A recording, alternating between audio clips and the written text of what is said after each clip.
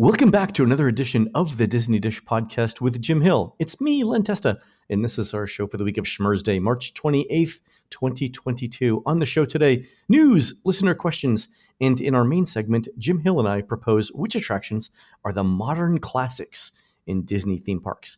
Let's get started by bringing in the man who sleeps with a bat under his bed in case anyone breaks in and wants to learn about echolocation.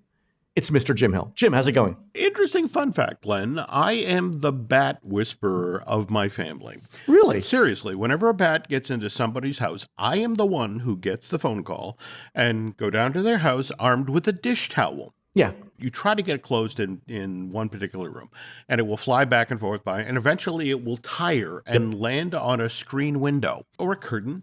You go with the dish towel and place it around the bat gently and then separate it because it's got tight little talons that'll either be on the screen or the curtain, and then you carry it outside and release it. And I've done this here at the house. I've done it for my sister-in-law.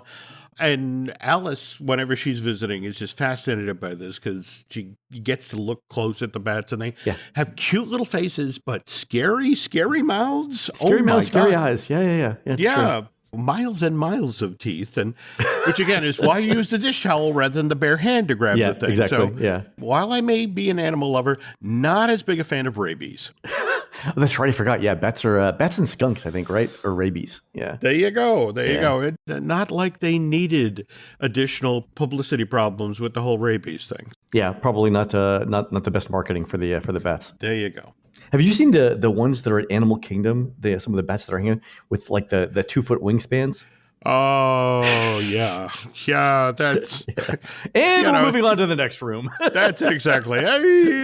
Keep moving, kids. Keep moving, kids. It's like, excuse me, do you have the supersized dish towel? Because I don't think I can get this guy with, So. It's true. All right, Jim, let's do a quick shout out to subscribers over at disneydish.bandcamp.com. Thanks to new subscribers Denise Kays, Edison Dave, and Mr. Omiyagi. And longtime subscribers Nate Brown, I just had breakfast with Nate, Jason McElwee, and Diz Chaser. Jim, these are the folks who run around the Animal Kingdom Lodge Savannah every morning before the Boma Buffet opens, harvesting zebra domes from the zebras on the Savannah. They say it's a process similar to beekeepers and collecting honey, except instead of getting stung, the biggest occupational risk is running out of banana bread pudding to feed the zebras. True story. There are so many questions. The natural world is just fascinating, isn't it? There we go. All right, folks, on to the news. The Disney Dish News is brought to you by Storybook Destinations, trusted travel partner of the Disney Dish podcast. For a worry-free travel experience every time, book online at storybookdestinations.com. All right, Jim, a couple of reminders for our listeners. We're doing our first ever Disney Dish cruise, September 23rd to the 26th. I believe that is sold out now. If you want to get on a waiting list, storybookdestinations.com/Disney Dish. Also, we're doing the second annual Gingerbread Challenge in Walt Disney World, starting Friday, December 2nd, 2022. Fun games and prizes. And then March 30th to April 1st, 2023 for our group cruise on the Star Cruiser Halcyon. That's a Thursday check-in and a Saturday checkout, which somehow also appropriately is April Fool's Day. Speaking of the Star Cruiser, Jim, a friend of ours shared a photo of a mock-up of some other thing they're working on. We're not going to mention the friend or the thing, but you saw that, right? I did. And where is the sound stage, and how do we break into it? Yes, and I think the one word we can use safely here is balderdash. Very interesting. We'll see what happens there. Yep. All right, Jim, quick news item. Walt Disney World Park hours expanded for the rest of spring break. That's into April of 2022. Magic Kingdom now closes at 11 p.m., which is, Jim, 2 hours later than it was. So that tells you how big crowds are at the parks. Also, Animal Kingdom now opens at 7:30, and the park closing is now 8:30. So we're looking at 13 hours for the Animal Kingdom. Epcot still opening at 8:30, and then the Studios is also now opening at 8:30. So that's really good. And this does a couple of things. Number one is it gives more people a chance to ride more rides. But number two, it also opens up a little bit more Genie Plus and individual Lightning Lane capacity for those rides too. Which is becoming an essential part of the Walt Disney World theme park experience. We have questions, Jim. We have many questions later on. Okay. All right. On to surveys. Our friend Jonathan sent in a survey he got from Disney World about the 50th anniversary celebration. And Jim, I've talked about how we think Disney internally thinks the 50th anniversary celebration did not go as well as it could have for obvious reasons, right? But this survey seems to confirm that. So one of the questions that Jonathan sent in from Disney was this: how did the Walt Disney World 50th anniversary celebration compare to your expectations? About what was expected, better than expected, or worse than expected? And Jonathan here answered worse than expected. That leads to another series of questions around which reasons best describe why you felt that the Walt Disney World 50th anniversary celebration was below expectations. A couple of them that were interesting were merchandise prices too high. The merchandise selection was limited. Third reason, the decor was limited. Fourth reason was commemorative entertainment for the celebration was lacking. It seemed like just another day in the park. It wasn't as good as other Disney celebrations. The special food and bev offerings were limited. The fireworks show didn't celebrate the 50th anniversary. There were long lines to purchase merchandise. The celebration didn't celebrate classic Disney and lacked nostalgia. The crowds make it difficult to enjoy the celebration. There were long lines to purchase food and bev. It wasn't special enough for a 50th. And then the merchandise that I wanted was unavailable. And then there was another reason too, with a freeform text. That is super interesting in and itself. Jim, I think the fact that Disney went through a list of, 15, 16 items. Yeah. My guess is this is a list of things that they heard from guests in the park, and they decided to put on a survey. What do you think? Oh, no doubt. Oh, by the way, I just want to offer a clarification from, I want to say we were talking on last week's show or the week before about some fireworks tests that were being done after hours for Harmonious at Epcot. There were two sets of fireworks tests, one at Magic Kingdom, one at Epcot, yeah. Yeah, well, what was kind of interesting is we had a member of the team reach out with clarification. And it turns out they were actually touching on what we're talking about here, the issues about limited merchandise and that sort of thing, which of course is tied to the supply chain issues that were tied back to the pandemic and all that. That was the thing. The after hours tests were of shells, new shells to replace other shells from the show, because frankly, they're still having supply chain issues. Oh, yeah. So in a lot of ways, you have to feel for the folks for the 50th anniversary and the fact that they have to even do these surveys, because this was never the plan. We were never supposed to have a pandemic in the year ahead of the event, which would derail so many plans. Right. You got to feel for them. But at the same time, the fact that it's this lengthy a list and so specific. Yeah. I mean, some of this stuff is supply chain. Some of it's not. Right. Yeah. Like the item that says the 50th didn't celebrate classic Disney and lack nostalgia. Nothing supply chain related would have affected that. It's very true. Very true. The other interesting question that came out of Jonathan's survey, Jim, was this one. And I want to get your take on this. The question is, for this question, please think about non-Disney brands, products, or services inside the parks. And looking at the list below, which, if any, did you notice during your visit to Epcot? And the list of companies is Hershey's, Uber, Joffrey's Coffee and Tea, Ford, Verizon, Ziploc, AT&T, Alex and Annie, Chase Visa, Edie's Ice Cream, and Coca-Cola. So let's go through this, Jim. At Epcot, what is it that Hershey's does? Do you know?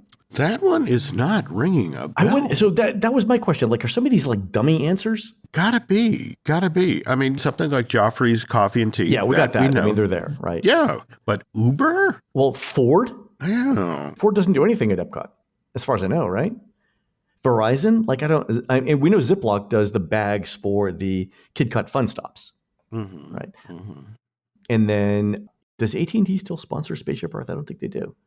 Chase Visa does the thing over at Pixar Short Film Festival around the Mickey Mouse character greeting. Edie's Ice Cream obviously does stuff. Coca-Cola is everywhere. Yeah, but like going through this list, I was like, what is it that Uber, Ford, Verizon, and Hershey's do? And I couldn't think of anything. You know, I mean, if you think back to the early days of Epcot, they were very front and center. Oh, yeah. About which corporation sponsored Future World Pavilions, that sort of thing. I wonder if this is something that's being done internally There are a number of projects that are looming that Disney will need corporate partners for. Right. And the fact that they're tossing Ford in there just to see, it's GM, right? It's You a know, Ford. it's exactly. Yeah. I wonder if that's it. Like how many people know that Test Track is sponsored by a car company but can't remember which one? Yeah. Yeah. Wow. That's not info you want to carry into a potential. It's not going to help with you. Well, what it might do though is my second thought about this was that the current sponsors of Epcot or potential sponsors are looking at the way that the sponsorship is presented in the attractions and saying what exists isn't enough for the $10 million or whatever a year we're supposed to give us. You need to do better. So this could be a question that tests that. Like if enough people mix up Ford and GM, it's a messaging problem, right? There you go. Okay, so that might be it. And that would be another way for, if Disney could rectify that problem, it would bring them more back-end revenue from the sponsorship. So even if the answers here aren't good, they could take it as constructive feedback in order to make more money. Here's hoping. You always have to follow the money with Disney. Right? No, definitely. All right, on to listener questions, Jim. This one's from Kathy, who says, any idea when DVC members will again be able to purchase annual passes? So this is completely unscientific, Kathy. I'm thinking that after spring break is over, so maybe the end of April or the beginning of May, and I think DVC APs will come back before non-DVC APs. I could be wrong. And we know that the reason for that is that DVC makes a lot less financial sense when you're buying individual tickets instead of APs. And Disney's cognizant of that as well, right? All right. Good luck with that, Kathy. Here's one from Joshua, who says, I love the Disney Dish. I've been a Bandcamp member for over 5 years. Thank you. Yeah, thank you. We're a family of 4 with 2 boys, 13 and 9. We're always at Disneyland, but rarely make it to Orlando. But in November, we're finally taking the trip and want to know which Marriott to spend some of our Disney World trip at. The Swan, the Dolphin, or the Swan Reserve? Any recommendations? All right. So I thought about this, Jim, and I would pick the Swan or Dolphin for a couple of reasons. One, they're closer to the park and they have more amenities. I also like the food over at the Dolphin slightly better than at the Swan, but they're so close. It's not really an inconvenience to walk over to the other one. And especially at night, it's actually kind of pretty. Yeah, that works. I think the Swan Reserve is decent. It's stylish, but it's small. And that's the big downfall for it. So it's got one kitchen. That one kitchen serves the restaurant Amare, which I really like. But it also serves the pool, the bar, and room service. So during common meal times, breakfast, lunch, dinner, it can get overwhelmed pretty easily. Also, It's just got one pool. I think, Joshua, it'd be better for like a long weekend without the kids. So if you were going to do like a date night with your wife, and in that case, I would actually recommend Amara. I do like the food there. I was there a couple of weeks with Laurel. So if you do a date night one night, that's an option. And Joshua, let me know where you end up, please. And we're happy to help with other questions. Cool. Here's a comment from Paul in Kennesaw, Georgia, about using Genie Plus when you mix annual pass holders with day ticket holders. And here's his comment. I recently traveled to Disney with family, and we had a mixed group of tickets. My wife's and my tickets are APs, and 3 other members of the group had standard 4A tickets. When we pre-purchased the tickets for our 3 non-AP members, we went and prepaid for Genie Plus. On the first night on property, I went to purchase Genie Plus for my wife and myself at midnight and got an error. Okay, that's not surprising, Paul. At this point in the email, I'm like, okay, well, you and 7 million other people. All right, but Paul continues. I think nothing of it and decide to try again in the morning. I wait until 6:50 a.m.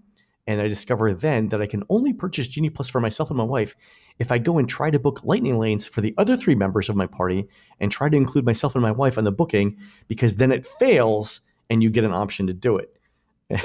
So that's how you have to purchase Genie Plus when you've got a mixed group. So Paul goes on and says, it's bad enough to try and book the top tier lightning lane at 7 a.m. before inventory runs out. But now I had to try and make the booking, add myself and my wife, let it error out with the app telling me that 2 members don't have Genie Plus, then purchase Genie Plus, then let the purchase complete for the original 9 a.m. lightning lane selection, which, by the way, is now 3 p.m., but the app gives you no warning that the time has changed while the app is completing the purchase and taking your money. And then Paul included a screenshot where he chatted with guest services, confirming what he thought was the issue. So Paul said he hasn't heard this talked about anywhere else, and he wanted to share his experience in hopes it helps others in a similar situation. Yeah, that is crazy, Paul. I've had this conversation internally with Disney reps, and the point that I keep coming back to over and over again is that the people who write the code should have to use their own code on their trips.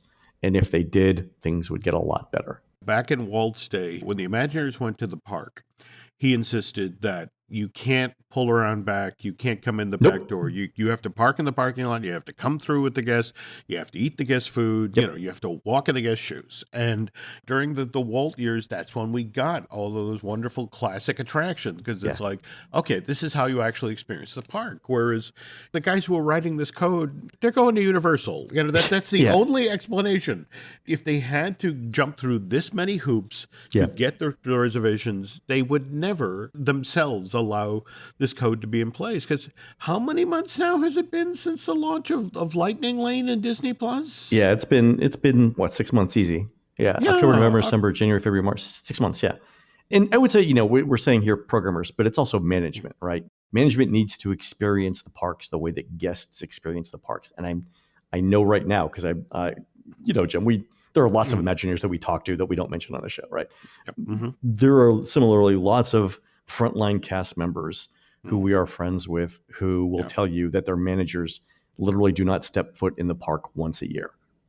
And that's getting to be a problem. It's a cliche, but it's a true cliche that when you have a good time, you tell 3 friends. When you have a bad time, you tell 10 friends. And if they said, for 6 months now, people have been going home and be, hey, how was your Walt Disney World trip? It's, let me tell you about Genie. Let me tell you about Lightning Lane. And it's like, Disney needs to understand this narrative is out there, and they need to address this code issue ASAP. I did an interview a couple of weeks ago at the Washington Post, and one of the things that I mentioned in that interview was that in the 25 years I've been working with the unofficial guide, I can't think of another thing other than Genie Plus and Lightning Lane that has caused so much negative reaction in the community around park operations. It's got to be half or more of the comments that we get in our surveys about how bad the experience is for a variety of reasons. It's not necessarily even the cost. It's the rigmarole that people have to go through to book it. And again, I think that if management had to go through this the same way that people did, we would have a vastly different process. Absolutely. But the saddest part of this story is that if you talk with anybody in senior management at Disney, they literally say, but look at the stock price. Look at the stock price. Look at how much money we're making. It's one of these things. It's like if there were really an issue and people were really upset at us, wouldn't the stock have dipped? And it hasn't. So this is the thing about concentrating on shareholder value instead of stakeholder value. All right. Yeah, all right. Fair enough. All right, folks, we're going to take a quick commercial break. When we come back, Jim and I propose a list of Disney theme park modern classics, rides and shows built since the year 2000 that will stand the test of time. We'll be right back. My mom turned 90 earlier this year. She's still very, very sharp, though. Just the other day, I went by the house, and Mom began telling me stories about her dad, who was elected to the Massachusetts House of Representatives back in the 1920s. As Mom began talking about how things really got done at Beantown back in the day, and all of the political wheeling and dealing that went on behind closed doors, I realized I'd never heard her tell this story before. Which made me think, what other tales about her growing up in Boston has my mom yet to share with me? Which is when I realized I really needed to get my mother signed up for Storyworth. Storyworth is an online service that helps you and your loved ones connect through sharing stories and memories, and preserves them for years yet to come. And how exactly do they do that, you ask? Well, every week Storyworth emails your loved one a thought-provoking question of your choice from a vast pool of options. Each unique prompt asks a question that maybe you've never thought to ask them before, like, what was one of your fondest childhood memories, or what was the best advice you've ever received? After 1 year, Storyworth compiles all these questions and stories, including photos, into a beautiful keepsake book that the whole family can then share for generations. I'm sure that my own daughter, Alice, who works as an artist, will love hearing about how all the colorful characters her grandmother encountered when my mom was studying at the Massachusetts College of Arts back in the 1940s. And that'll be thanks to all of the stories that will have been collected by Storyworth in this keepsake book.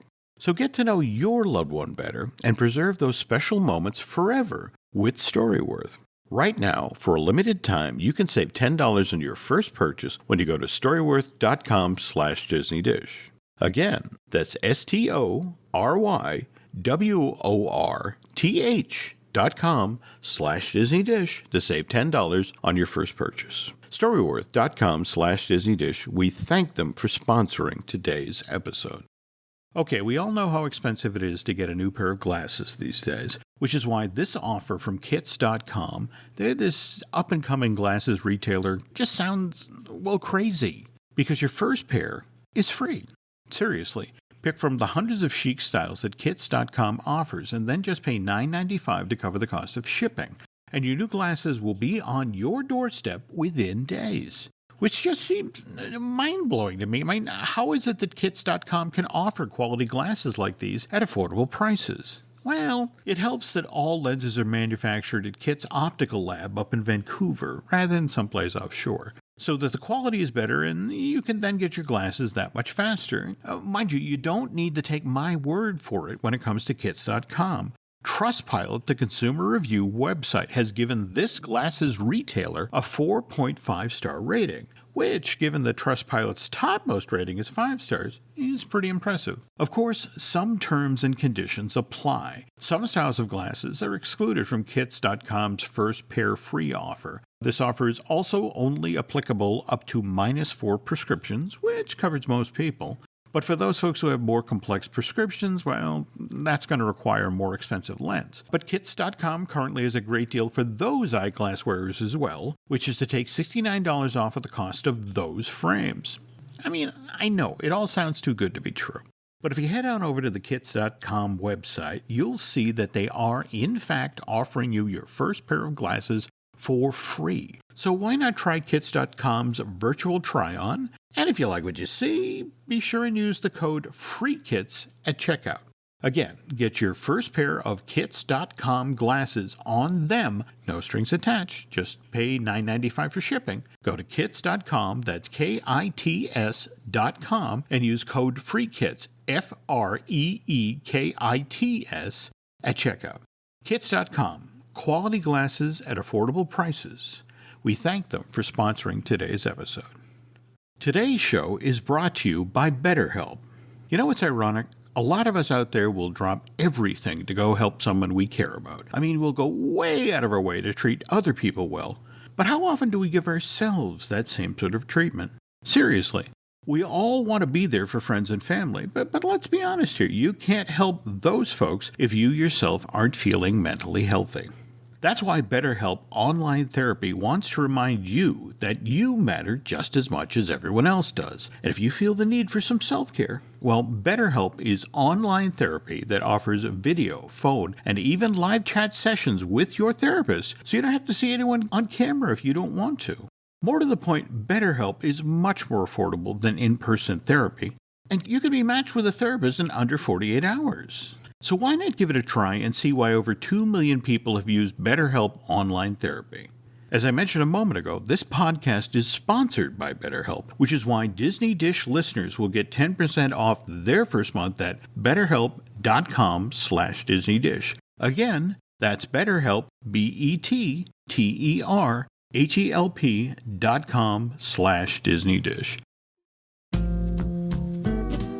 All right, Jim, I thought this would be fun because Laurel and I were discussing this one night. We were walking through, one of the parks last week, and we thought we were trying to figure out what ride to go on. And then I think we had differing opinions about which ride we wanted to go on, so we started debating the merits. And then we were like, oh, you know what? This would be a great topic for the show. So let's get started here. Modern classics of the Disney theme parks. Well, what Len and I are trying to do here today is we're focusing on that period from 2001 to 2050, which will be the next 50 years of Disney theme park development. And we're more than 20 years into that span at this point, 2/5 of the way. Through, yeah. Len, why don't you take us through your 5 of what you consider the modern classics of the Disney theme parks? All right, so we've got a couple here, and I know the thing that surprises me is looking at your list and looking at my list. There's very little overlap. But I do love the fact that you mentioned Pirates of the Caribbean as the first ride in your quintessential part of theme park going experience, because that is, I think, any fan or any scholar of theme parks will say that Pirates influenced every subsequent large dark ride that came after it, right? In terms of scope, in terms of detail, in terms of theming, right? Pirate is the attraction, right? So that was the criteria I used for mine too. Like what attractions were either going to be, literally duplicated in other theme parks or copied, the idea copied elsewhere, right? Mm-hmm. So the first one that I came up with, Soarin' over California at Disney's California Adventure. I think that when it opened in 2001, immediately became the most popular attraction in the park. It later came to Walt Disney World. It's gone through iterations since then. It's a novel ride system. The ride mechanics and the ride experience are exquisite. It combined basically flying in an IMAX theater with excellent visuals and smellitizers, right? So as you flew over orange groves, you smelled citrus, and as you flew over the ocean, you smelled water. I think that is a fantastic attraction. The other thing that I really like about it is appropriate for virtually every age of visitor in the theme park. So it's not like a roller coaster in which you've got height requirements that keep out small children or the elderly because of the intensity of the ride. Soarin' is gentle and everyone loves it. Since it opened, it has perennially been one of the highest rated attractions in any Disney theme park. It's a classic, and whoever worked on it should be proud. My first modern classic was also Soarin' over California, though I also stress that one of the more important components is the music. The amazing, that Jerry Goldsmith wrote for this is just incredible theme, which, by the way, they sampled when they did the update in 2016, the Soarin' Around the World. Wonderful, wonderful show. In fact, I was happy to see that just recently DCA, at least for a short period of time, actually brought back the original show. My one quibble about the original version of the show is, how in California you enter that show building and you go down the ramp, and then they decide if you're going to theater on one side or theater on the other. It has a distinct airport terminal feel to it. There we go. But if you look directly up, there is this big, broad ceiling that stands there empty. And it's just like, well, what were they going to do with that? And it's like the original plan the Imagineers had was they were going to stage the ultimate air show. It was all going to be done projected, but it would literally start off with the Wright brothers, flyer from Kitty Hawk, sort of over your head. And then it would end with Howard Hughes's Spruce Goose sort of blotting out the sun. Funny. With a couple of stealth bombers showing up in between. But DCA was produced on a tight budget. And in fact, I remember interviewing Marty Sklar just before the place opened and asked him if there was one thing you'd change about DCA. And he's like, yeah, we'd do a third theater for Soarin'. Which they needed, yeah.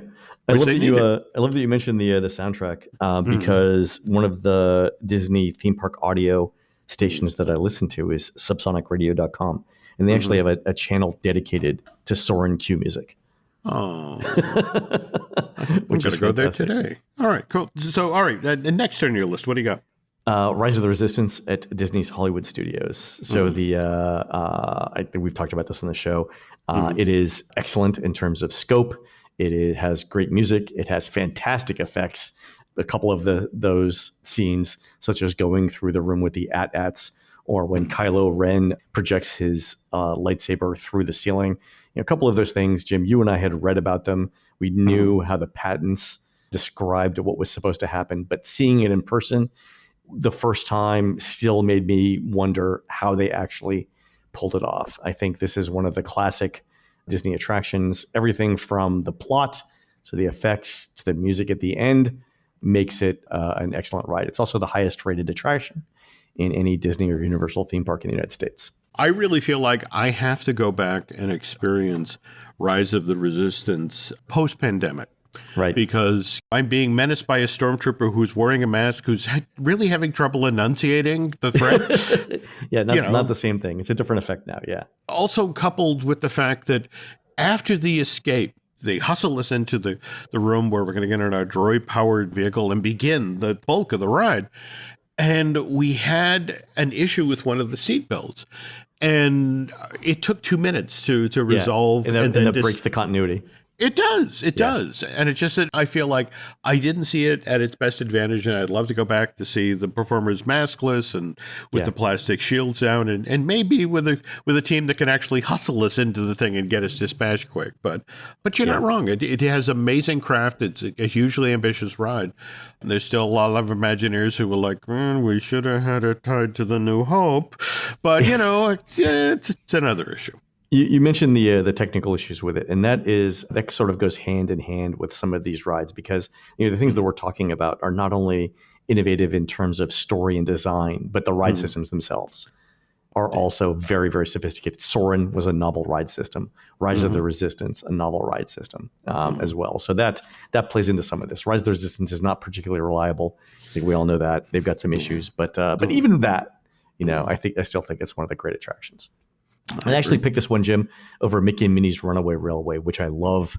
We haven't talked enough about what the contributions that Charita Carter made to this as an Imagineer. I am looking forward to whatever she's working on next. I think Mickey and Minnie's Runaway Railway is the one ride that I go on every single time I'm in Disney's Hollywood Studios. Even with the wait, I think it's a fantastic ride. Well, there's at least 2 rooms in that attraction. The South Seas Island with the volcano. That's the perfect scene. Yeah. It's the factory scene that becomes the Placid Park at the end. I still haven't seen everything in the factory scene. No. And in fact, that's the thing. It's so eminently rewritable. I think it's you and Seska Bursky, who helps out with the unofficial guide, but pointed out the 3 separate storylines that are actually in. What is it?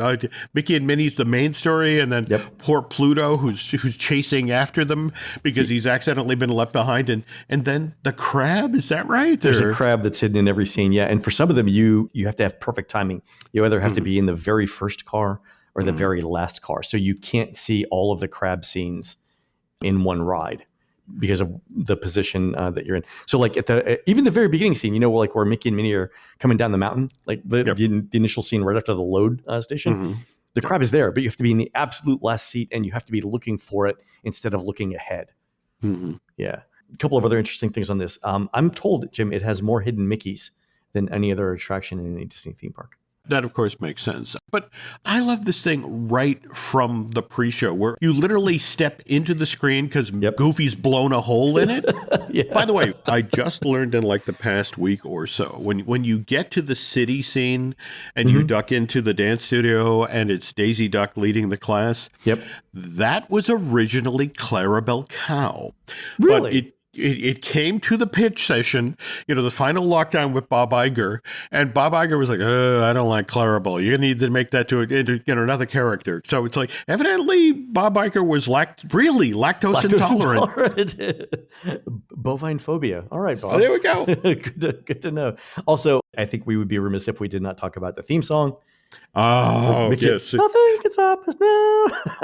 Well, but again, that's the other thing that's beautiful about this attraction. It's a celebration of the Paul Ruddish Mickey shorts, which started in 2013. And a huge component of the success of that show has been the scores that Chris Willis has written for these things. And he's the guy who wrote the Nothing Can Stop You Now. That is a wonderful part of this attraction. Yeah, love it. I think it's a classic as well. This is one of those things where I'm glad you picked it, so I didn't have to, so we could talk about different things. Cool. Yeah. All right. My next one, Expedition Everest at Disney's Animal Kingdom. I think this is the best front seat roller coaster experience in Walt Disney World. It also has a super efficient single rider line. But the thing I really like about this is the way that Joe Rohde and his team integrated a thrill ride into the overall theme of the Animal Kingdom. So the Animal Kingdom is supposed to focus on the natural world and the animals that inhabit it, right? So Joe Rohde's famous comment that Zootopia, in his mind, doesn't belong in Animal Kingdom because it's dedicated to the real world. When he built this, he kept that in mind. If you go through the queue, he sets up that premise really, really well by walking you through different camping expeditions and their preparations for summiting Everest, and also the experiences with the Yeti that they have along the way.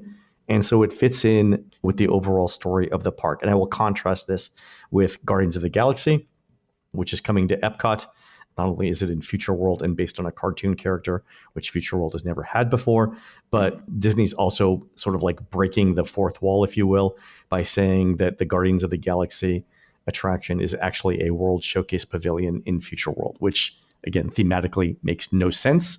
And I present that only as the contrast to what Joe Rohde was able to do by integrating in a thrill ride into the Animal Kingdom, right? That's the way it should be done.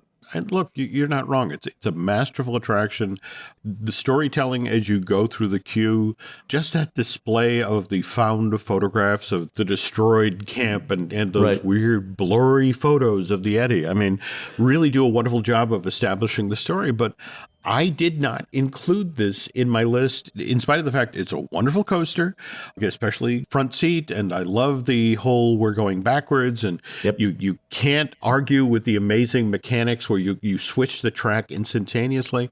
Yeah. But I can't put this on the list because if you go back to the original hype for this attraction where they kept talking about, oh, the Yeti figure, biggest AA we've ever done. And, arm moves with the power of a 747 taking off. And it's like, this thing opened in January of 2006. And by 6 months in, they were on B mode with the it's AA the figure. Hatbox Ghost of Animal Kingdom. Yeah, and I'm sorry. I mean, it's still a wonderful ride, but when you build to that moment, you build that effect, and you've got now a thing that's just sort of hanging there with lighting. Disco Yeti, yeah, I can't. I'm sorry.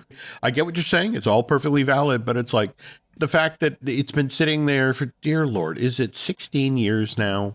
Is it really that long? Yeah, it is, isn't it? It's unforgivable. I'm sorry. It's a good point. Fair. It's a good point. All right. So my next thing here, we picked different things, but we did for the same reason. I'm going to go with Happily Ever After at the Magic Kingdom for its use of second generation projection technology. So I had actually considered Mystic Manor at Hong Kong Disneyland because it makes extensive use of this. I think Happily is a little bit more groundbreaking than that. So this was the fireworks show at the Magic Kingdom that replaced Wishes. The big advance that it made was not only the incredible amount of visuals that it displayed on the castle, but the incredible amount of detail that went into these things. I mean, each part of the castle at various points shows different scenes from classic Disney movies. There's so much going on in such vibrant colors that it is impossible to see everything in one sitting, which makes you want to come back. And actually, I think the visuals and the fireworks combine to make the soundtrack less relevant. The soundtrack is just okay, but in terms of advancing the state of the art in projection technology and theme parks, Happily Ever After was a milestone. That's kind of my complaint about Enchantment, is that the show made some pretty impressive steps forward. Yeah. But with Happily Ever After, you always knew where you were supposed to look. And you're right. There was a lot of detail on that show, which made you go back to watch it yet again to see what you'd missed. But with Enchantment, it was the first time I felt like I didn't know where to look. Yeah, agreed. Am I looking at the stuff behind me here on Main Street? Or am I supposed to be looking at the castle? And then the fact that so many of the images that powered the show are kind of in the lower quadrant of the castle. It means you can't see them if you're farther back because of the other there people. We go. Yeah. There we go. And it always makes me crazy when these people who do the shows at the parks, who've done them for decades, make a mistake like that, to the effect of, this looks wonderful on my computer here, in the entertainment office. It's like, get in the park and actually look at that, especially when you're far down Main Street, where this is entertainment, not an eye test. Am I looking at Coco? Am I looking at Moana? What am I looking at here? You mentioned that. Have you ever seen the internal simulation study that Disney did for Enchantment? No, I have not. They actually simulated crowds. Mm-hmm. But they missed two things in the simulation. I have the video. I can send it to you. Mm-hmm. The first thing that they did was they assumed the vantage point of like a 6 foot tall person. Okay. So if you're a kid or if you're shorter than 6 feet, the second thing that they didn't really do was take into account people holding up phones or iPads to video, which adds another 2 feet onto the height barrier, if you're farther back. And 2 feet means a lot. when you're farther back. It means that you basically can't see the bottom half of the castle. So I think that's one of the things where the simulation technology didn't reflect the real world. And to your point, that's one of the things that you only know once you open up an attraction and see how people actually experience it. There we go. And you picked Mystic Manor here. I did. You remember the Mark Davis era when Mark was talking about all of the detail that they put into Pirates of the Caribbean, and it's like, well, people aren't going to be able to see all this in one ride through. And he's like, well, Mark, it's like a cocktail party. You hear something over there, you see something over there, and you're going to have to come back and rewrite it. Whereas Mystic Manor, I think, is the first time in a Disney theme park attraction where you tell an entire story. So many smart choices. I mean, think about it. You really only have two characters in this thing. Yep. You have Lord Henry Mystic, and you have Albert, his pet monkey. And you have that lovely bookend of the show where you start in his collections room where he receives new objects, and they've just received a music box that supposedly has some magical properties, and Albert, don't open that. And then that's the rest of the attraction, that Albert opens it, and Danny Elfman did the score for Mystic Manor, and it's amazing. It's a great score. Yeah, in fact, I listened to it this morning as I was doing the show notes. Yeah. And the thing is, you move from room to room, and it has these amazingly grisly, funny gags, though. Right, yeah. And it's using the projection technology. There's that lovely one of where you're in the room that has the painting of Mount Vesuvius, and you have the people outside with the wine, and then the mountain explodes, and instantly all you see are these hands sticking up out of the lava, still holding their wine glasses. Yeah, and they're clinking them together. I mean, it has a wonderfully twisted sensibility, but the capper, when you're in that final room, the Chinese salon, and the house is literally tearing itself apart around you, and you're in your trackless vehicle, and you're spinning around the room, and you see at the very last minute, Albert slams the lid shut on the music box, and which is kind of a throwback to that Sorcerer's Apprentice feel, where they finally get the magic under control, and you're back in the collections room, and everything is where it's supposed to be. And Sir Albert opens the door, looks in, and it's like, oh, Albert, don't touch that music box. Bad things could happen. Yeah, it's a nice bookend. When this attraction opened in 2013, there was an agreement with Hong Kong that you get this as an exclusive for 5 years, but after that, we'd really like to take this around the world. This is a killer attraction, and it never happened. It lost momentum for some reason, and so. That's a shame. The thing that I like about some of the animations at the beginning, you mentioned the Pompeii one, the Mount Vesuvius one, is that to me is a throwback to the classic 60s animation gags of like Jay Ward or Hanna-Barbera, right? It's not super sophisticated, but it relies on the juxtaposition of the scene, right? The strange thing happening to an otherwise common scene. And it's again, very simple, but still like a great little visual gag. Oh, funny as hell as well. And that's the thing. There's so many great gags that you can instantly read and understand what's going on. Like you get the reference too, right? You're like, okay, I get the call out here. That's nice. Yeah. That's true. So, all right. So I have one more, and it also uses projection technology to great effect. And it goes back to one of the attractions we talked about at the beginning of the show. Pirates of the Caribbean, Battle for the Sunken Treasure, Shanghai Disneyland. This is, I think, Disneyland Pirates of the Caribbean is the best domestic Pirates of the Caribbean. It's better than World, right? The story makes more sense. And it's also much longer, right? But I think Pirates of the Caribbean, Battle of the Sunken Treasure at Shanghai Disneyland is the best Pirates of the Caribbean in the world. If you look at the effects, if you look at the animatronics, and how that's interwoven with projection technology on top of a familiar ride story that we all know, this is really the ultimate version of Pirates of the Caribbean. It is fantastic. I've kind of soured on Pirates. I think the most recent redo of Pirates, where we changed the auctioneer scene and we put in red. I mean, in the world, it doesn't make any sense anymore. The story makes no sense. Well, that's the thing. I feel like it started out okay with we fold in Johnny Depp and Captain Jack Sparrow, but it feels like, especially the stateside versions, they just massaged it too much. It just made me lose my enthusiasm for Pirates around the globe because of that. That said, I still would love to get to Shanghai and experience this in person, because what I've seen looks amazing. But again, it's kind of like my feeling toward Expedition Everest, which, just to be honest, kind of irrational. Just like there's a wonderful attraction there. It's just in the middle of the attraction, there's an AA figure that doesn't work. But it soured me to that attraction. And same thing with Pirates. It's still a wonderful ride, but it's like, oh God, how many times do we have to fix this ride? Yeah. I mean, I think at this point, so first of all, let me say, I understand that rides have to adapt to changing times. So the scenes that were acceptable in the 50s are not acceptable now. But it's the way that they were changed that broke the story. And you mentioned the addition of Johnny Depp. So our friend Werner over at Yesterland pointed out that when they added in Johnny Depp, it became not a story through space, right?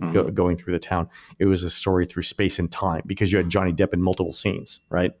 So that was one complication. Then two, the auction scene with the chickens makes no sense in the context of the story. And again, we've talked about this on the show as well, right? Why in the middle of bombarding a town and torturing its citizens and blowing up every other building, why are we stopping to set the correct market price for poultry?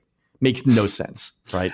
As funny as the scene is in a gag, in the story, it just doesn't make any sense. This, for some odd reason, makes me think of the most recent redo of Jungle Cruise, where it's like, Len, were you lying awake at night wondering who those 5 people were on, in the Lost Safari previously? I mean, no, I was not actually. No. Okay, so the whole notion of one's a botanist and one's a painter, and it's like, don't answer questions I'm not asking. Just entertain me. That's all I ask. Yeah, if it's gonna be a spinoff or something later on, if they're part of the Society of Explorers and Adventurers, right? If that's the tie-in, I get that. If you're going to use it at some point in the future, but just if it's fluff just for fluffing, I get that. All right, I've got 2 more, and I think you have 2 more as well. So we said 5, but I'm going to do a couple more. Okay. Agent P's World Showcase Adventure at Epcot for its interactivity. So this was the first big walk around Epcot, and we're going to build interactive elements into the World Showcase pavilions in a way that hadn't been done before. And I think it's important for 2 reasons. One, it was Disney's first attempt to marry kids and cell phone technology in Epcot. But also, if you think about the interactivity that it brought, Disney later tried other experiments, things like Sorcerers of the Magic Kingdom, the Pirates Adventure, and also the stuff that's coming up with Magic Band Plus. Right? Yeah. Agent P was version 1.0 of what we're going to see with Magic Band Plus. I have to say, I'm totally behind this idea, if only because it got Heinz Doofenshmirtz in Epcot. Exactly. Yeah, hearing Doofenshmirtz in France was a highlight of the World Showcase experience. Totally. Classic. And you picked actually another attraction at Hollywood Studios, right? I did. I picked Slinky Dog Dash, well, now now I know that there are a lot of people who, looking at modern classics, and if we're talking the family coaster category, would have gone with Seven Dwarfs Mine Train over at the Magic Kingdom. And my argument there is, when you come into Toy Story Land, when you come in, especially from the Chinese theater side, the Slinky Dog Dash is one of the very first things you see. It's staged beautifully. It adds a lot of energy, a lot of connects to this side of the park. Also, it's a very generous ride in that it has 2 launch sequences, coupled with the fact that if you do Seven Dwarfs Mine Train, you enter that queue space that was designed when Disney was very into the scene ones. I remember scene ones. Yeah. I remember what the future was supposed to be. Yeah. And there's a lot of high touch, the cleaning of the gems and the spinning of the barrels, which, let's remember, following the pandemic, we weren't allowed to touch anything. So It's like, I get it that it has a great scene in the middle, the wonderful mine scene, and I have mixed feelings about this scene. I think that they deliberately slowed down the attraction in order to lengthen the overall experience, because other than that, it's basically a 60-second ride. And I think to your point, the big innovation. So this didn't make my list. I considered it. It didn't make my list because other than these ride vehicles swinging side to side, there we go. Yeah. What really is in there? And then it's not great in terms of effect. To your point, there's just a lot of driving around the landscaping. What I love about Slinky Dog Dash is you walk over the coaster as you go in, and at the time that you're in line, you're constantly seeing the coaster go around you, and it's just sort of like, ooh, it's kinetic. You know, It makes you feel like something's happening, even if the line's 135 minutes long. yeah. And then I love the button at the end of the ride where you finish your ride and you come to go into the load station, and who's there but Wheezy? He's singing. You got a friend for me from Toy Story. And again, music for me is a lot of the success of an individual ride. That's Robert Goulet singing that, right? There we go. Mr. Butter Toast Hair. I went on this last week with Laurel. It's Laurel's favorite ride in the studios. So like where I would go on Runaway Railway every time I'm in the park, we have to do Slinky Dog. Every time Laurel's in the park, it's her favorite ride. The thing that amazes me about this is, it's basically an off-the-shelf coaster, right? But the way that the track is configured brings a smile to everyone's face. Like I've ridden this with strangers, dozens of times. Kids, adults, everyone in between. Every single person gets off that ride smiling. And for an off-the-shelf coaster that is outdoors with no major effects, that's an accomplishment. So it's a real tribute to the team who put this together. Cool. And then, speaking of music, my number 5 would be Guardians of the Galaxy Mission Breakout at California. This is the most contentious of your choices. Really? Yeah. I would have thought, given how well they use songs like "We Bring the Funk" and "Hit Me with Your Best Shot" and that sort of thing, this would be a favorite of yours. You don't particularly care for it, or what? It's the fact that it's built on top of Tower of Terror and not an original attraction that I was going with. Well, now remember, the original Tower of Terror opens in July of 94 and has that wonderful fifth dimension scene.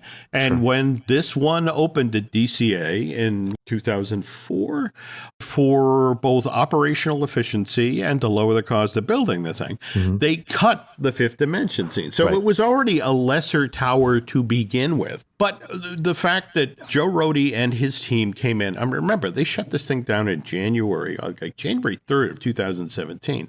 Yeah. And on May 27th of that same year, this reopened as an entirely new attraction. Yeah, that's an amazing turnaround for a company as big as Disney, yeah. And also, it's worth noting that when they redid the attraction, for the first time ever, they stepped away from the Disney classic theme park language where, remember, it was when Walt talked about the parks, he talked about them in film terms. You had like the establishing shot of the castle in the distance, and each individual lands would draw you off.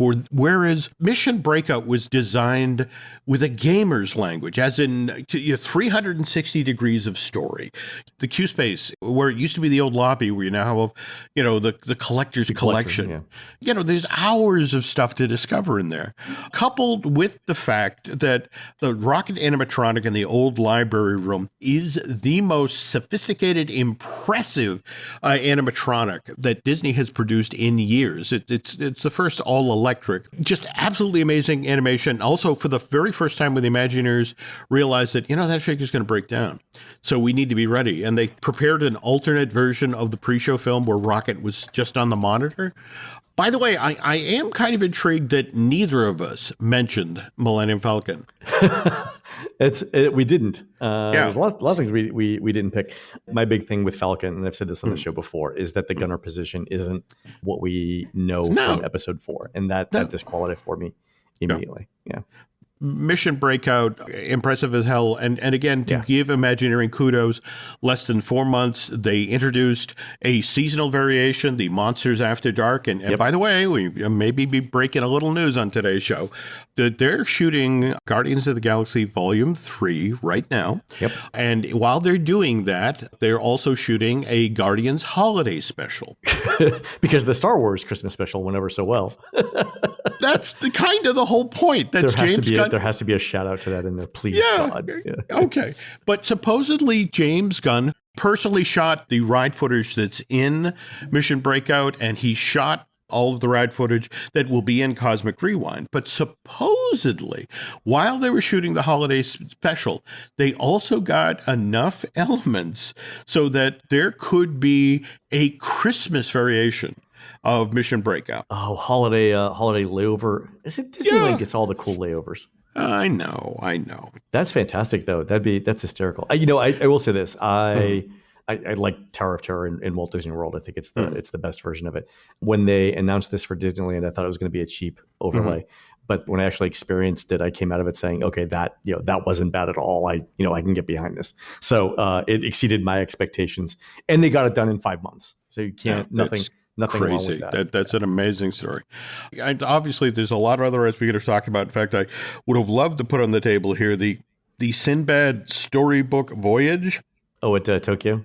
You want to talk about an amazing redo where they bring in again music. They brought in A Compass of Your Heart by Alan Menken and brought in the little cute tiger Chandu sidekick and took an attraction that should have been that park's Pirates or Small World, and 5 years later managed to actually change it into what it was supposed to be.